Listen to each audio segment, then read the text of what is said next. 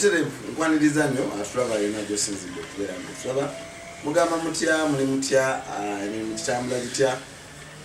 Tuli mwezi gwa December, mwezi gwa mikolo, emyezi gyonna gye tubaddemu actually okubeera ddala mu mwezi ogw'omunaana tuba mu mikolo kwanjula pate era December bwe tuyingidde ate jjo gibeera miyitirivu nnyo. Mabegakaawo waliwo omukolo gwe twabaleeterako gwali gwa Mana Mulenzi Jeremiah ne Betty, gwali gwa kwanjula ne tubalaga ka juice era nabanyonyola bulungi tikajuice ako kayitibwa memorable juice. Olunaku olwaliro tuli Nalya wano tukyayiddeko omukyalo ono nga yakwasaganya ka juice ako naye mwakalaba kaali kanyirira okufaako obufi. Olwaleero tuzze kugezaako kunyumyamuko kubanga tuzze tulaba emikolo egy'enjawulo emikutu egy'enjawulo naye nga tulabako abantu abasavinga juice naye nga tetufunanko omukisa kumanya abantu bano eno ebisale byabwe biba bitya. Oyinza onnabwe okubeera eyo nga wandyagadde omanye ebisale byabwe tebiba waggulu ate naawe oyinza okubeera eyo ng'oli ku kyeyo okola naye nga wandyagadde okoma wano okole bizinesi eringanga eyo kubanga ensi yo bwete bwekola ki bwetambula. So wano ffe tugezaawo okulaba nga tunoonya abantu tuyige, we get inspired ate ne connection twongere okufuna emirimu egy'enjawulo. Ndina omukyala wano agenda tweyanjulira tuli Nalya wano ku memorable juice kwaniriza amanya gaffe Dorothy namuganda Kizito. Kizito wabegeraki Mamba abe Mamba ogamba otya tusanise nnyo okulaba osanyusa okutulaba okutukyaza. Okusookera ddala twandyagadde tumanye ojja otya okufuna ekirowoozo ky'okutandika okukola juice omulungi era wagenda mu ssomero n'okisoma anyway nga tunagenda neeyo emirimu gigenda gitya? Emirimu kati nga bwe tuli festive season nga Buganda tubadde tutambula bulungi. Okay. Yes. Tuli busy. Hannaye tutandikire wa kakati juice ono Dorothy yani Dorothy ajja atya mu mirimu gyonna okulonda okuba ng'akola juice. Dorothy nga bwe tutegedde Dorothy namuganda professionally my background I'm a pharmacy. Professionally I'm a pharmacist and ekintu ekyokukola juice it is a passion that I have. Ekintu ekyenkoze nga nabira ddala mabega kubanga ndi muto naye nali simanyi nti turn out to be a business. Yes, but I like doing it so much. I do it with a passion. Era nfaayo nnyo okulaba nti I do it to perfection. Yes, okulaba nti I am mindful of the health of the people given my background and health profession. So nfuba okulaba nti omutindo gukamulawo. Yes, in terms of hygiene, tukozesa, yes, the water we use. Generally, byonna ebikwatagana ku juice, given that nkimanyi it is something that we consume. In case of any effects, tetwagala twalina buzibu bwonna obutagame nti ate nanywera juice naleetera obuzibu. So we make sure our hygiene we really maintain it at a good standard. So otandika kukola juice nakusanga side eri jinja gitwali. How do you get connection with these people? Abakuwa emirimu. You know, some of these businesses are by referral. They refer you to somebody else. They refer you to somebody else. Sit down, you for and it's the product that sells. True. So I've been doing this for the past, I think, 4 years. Yes. And I passionately do it.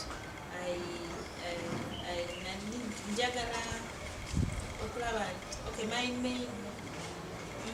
the mind I had behind the juice making is that we call health drinks. because I know tosobola kulya nanansi enamba naye tosobola okulya nanansi ebbiri juice. So I had that at the back of my mind, and I wanted to do something different. The juice that I make is not just a drink, but it also has health benefits.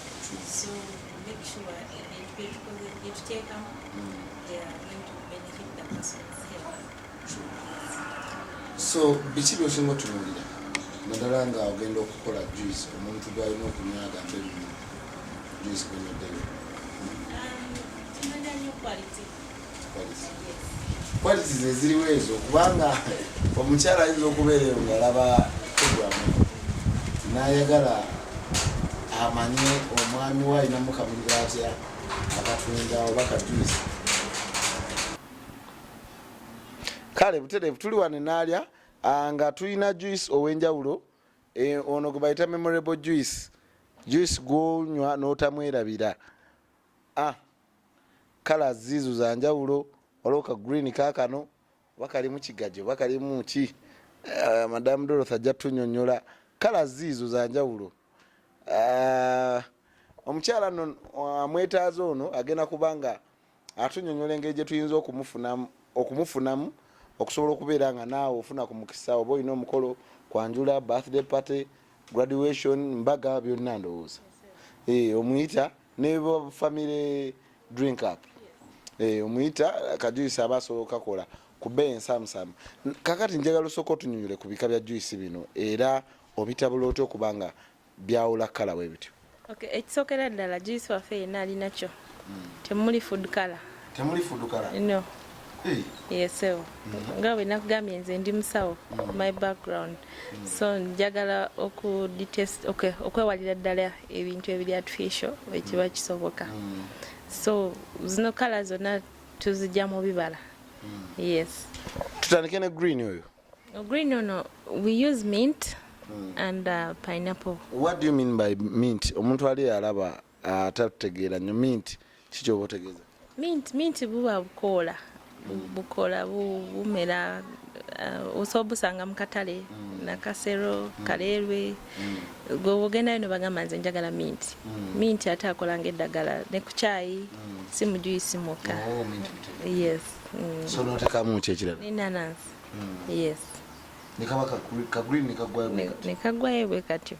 Yes, and this is one of the favorite. Yeah. Yes. Omanyi kala yo nga kala tesikiriza era nga abayiza okulooza kigaji naye nga ate abamutestingako bwe bamutestingako baba tebaagala ate okunywa ku mulala. Baba bagamba nze bampe green. So omuntu wali ewaka eyandagadde ka green ako omwami wakanyweko omwami aleme kulowooza nti bamutabulidde eddagala lyakunywa. Ayina kasetinga ati ewaka eyo afuna ka minti n'akola ati? Yes, so ofuna blender naye nga ogenda kukozesa akasengejja nga tekayisaamu bukoola buli kubanga ndowooza olaba ali clear temulimu kubanga omuntu bw'anywa ekintu ng'alabamu obuntuntu ate naye aba agamba ate buki buno obulimu oba bukyafu.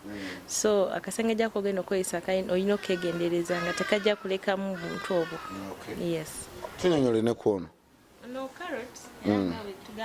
It's the carrot that gives it the color. It's a cocktail. Yes. So it's a cocktail mixed with what? Mangoes, passion.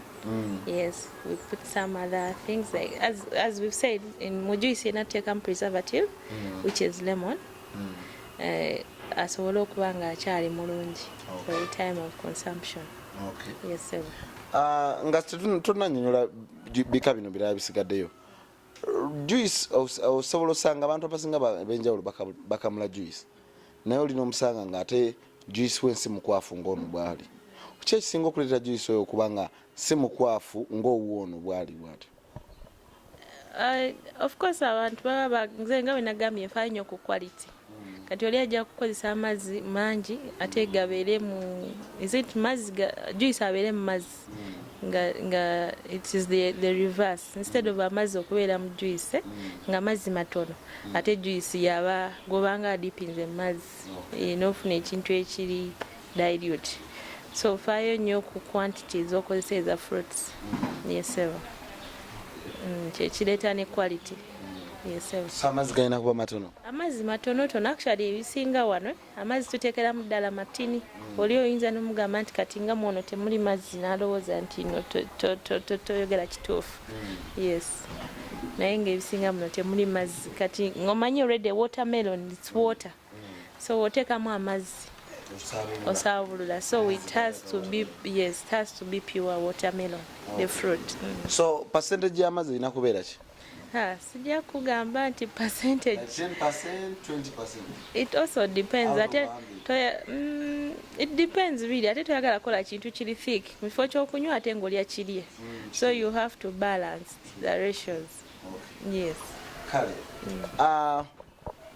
Enteekateeka eno nga watunyonyodde obuyonjo kintu kikulu nnyo. Kajuice kano ng'omuntu wakalaba. Ono yero ono mukola mutya okubanga atuuka n'afaanana bw'atyo? The combination of the fruits that we use. Which fruits? Coconut and then the mangoes or the passion. So it depends on one's preference. Fruits zino nazo bw'ozigatta Katonda yakola ebintu bino nti bw'ogatta green and maybe, no, let's say white and yellow, maybe they make orange. Maybe when you mix yellow and white, it makes cream. So nga tetwetaaga food color. It's science ali awo mu mixing of fruits. Yes sir. Temuli ka food color naye nga mukozesa fruits ez'enjawulo ne zikola colors. Yes sir. Yes sir. Ono watugambe ne ba color ki? Orange. Okay, it's more of peach. This is orange. Yes. So kati ate naye mixing amute n'abanga tafaanana. These are different fruits, bibala byanjawulo bye tukozesa. Wano taddemu carrot ate wali temuli carrot. Watermelon. Ate namwe watermelon. Yes, that is watermelon and mango. Yes. And this is watermelon yoka. Yes. Then no. Beetroot. Temuli watermelon. No. Beetroot yeka. And mango. But you can do beetroot and passion, beetroot and pineapple. So it depends choyagala. Okay. Yes. Omuntu alaba business eno ne yagiraba ku mukolo guli nga tugireesa ayinza okwebuuza kyetaagisa ssente mmeka singa oli yandifunye ekirowoozo kitandika okukola juice? Okola business ya juice teweetaaga ssente nnyingi kubanga nzikiriza mu kutandika akatono. N'emitwalo 5 gisobola okutandikisaako. N'otandika ne liters entono n'okola n'olaba nti okay ba clients bali happy, then nogenda ngo buildinga. Yes sir. Ekintu okitandika otya, kitandika kityofuuka ekinene olwo emirimu gitandisa okujja eminene era mulimu ky'omunene gwasookera ddala okukola nga wali togusuubira nti olikola omulimu omunene bwe? Nga we nagambye ekino akakibeeramu emyaka ng'ena. Of course natandikira awaka era nga bw'olaba. We usually have parties, nemuyita abantu n'obakolera juice. So aba testing ku juice abo be baleeta ba clients abalala. Twalina embaga and someone wanted about 8 jerrycans. Yes, 8 jerrycans. Each jerrycan is 20 liters.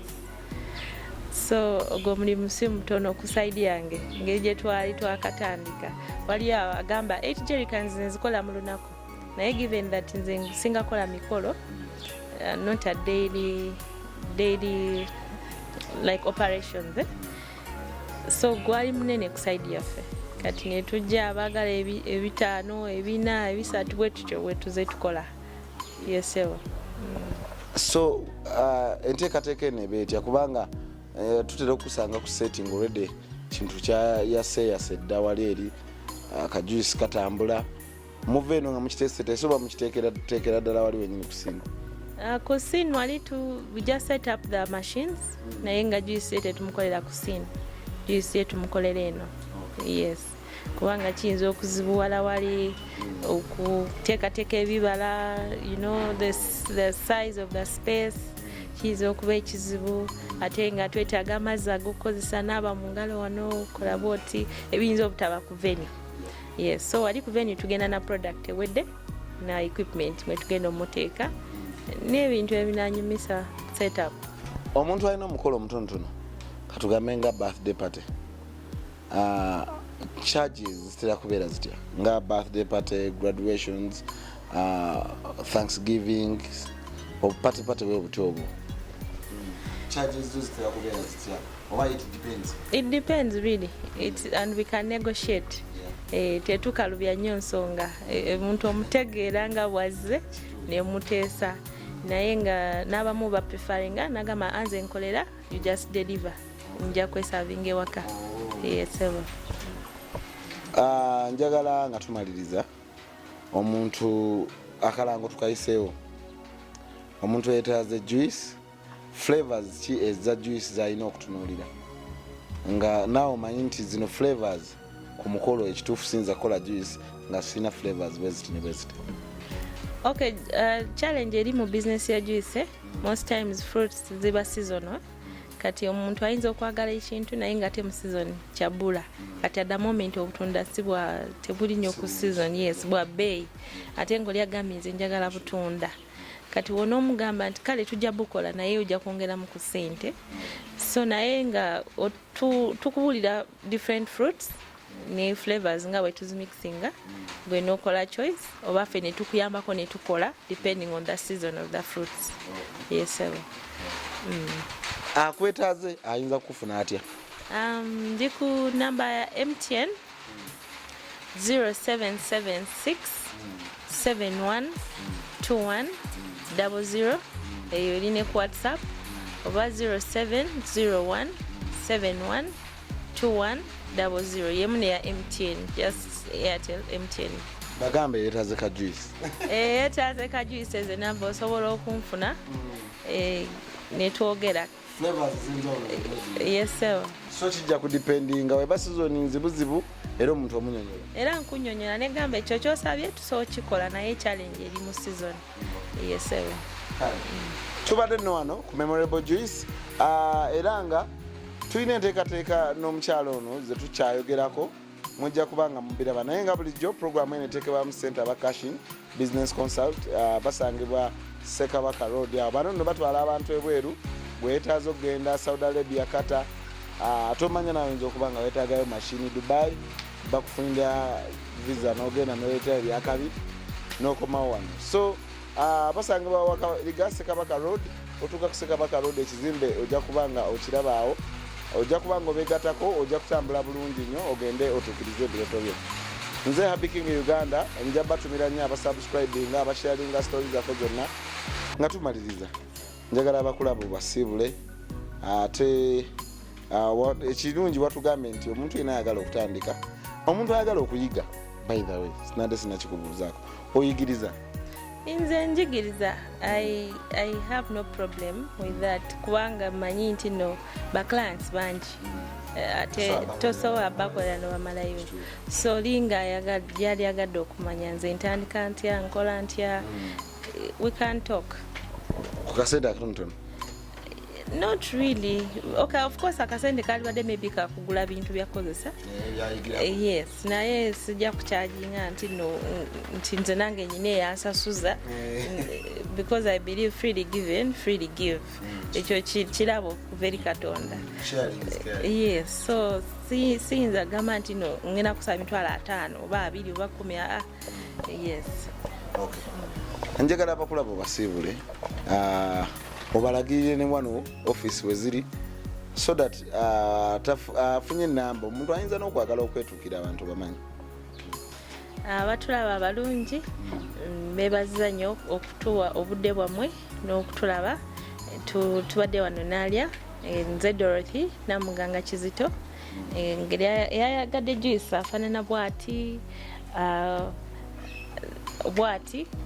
oba bwati any of the colors watermelon pure, yes, oba any of the flavors okuba kubi ku number 0776 712 100 oba 0701 712 100.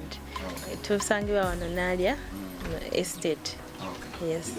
Kale namba giwadire mu Luganda. 0 musanvu musanvu mukaaga musanvu emu 2 emu 0 0 oba 0 musanvu 0 emu musanvu emu 2 emu 0 0.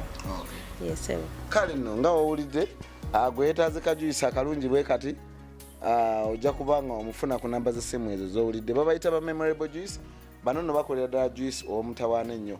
Tugenda kwongera okubalaga ku juice wenjawulo tukyali naye, so tujja kukipinga nga tu following up. Tujja funayo chance endala tugendeko naye ku mukolo tumukwateko mulabe service bwe kitambula nga bali eri ku mukolo. Wali tetwasobola funa mukisa kuba naffe twali kuba abamu kubakwata omukolo, so nga ate toyinza kuva ku bakama abo mulimu gwe bakuwadde ate n'okwata wa juice yekka. Naye nga ate ne ku mukolo twalabako mirimu gitambulira ddala bulungi nnyo. Nze Happy King Uganda aba subscribe nze mwebale nnyo temujjanga okwo, basharinga namwe mwebale nnyo temujjanga okwo. Ngenda kubanga mbasiibulira wano tubadde ne Madam Dorothy owa Memorable Juice wano wennyini Nalya mu estate.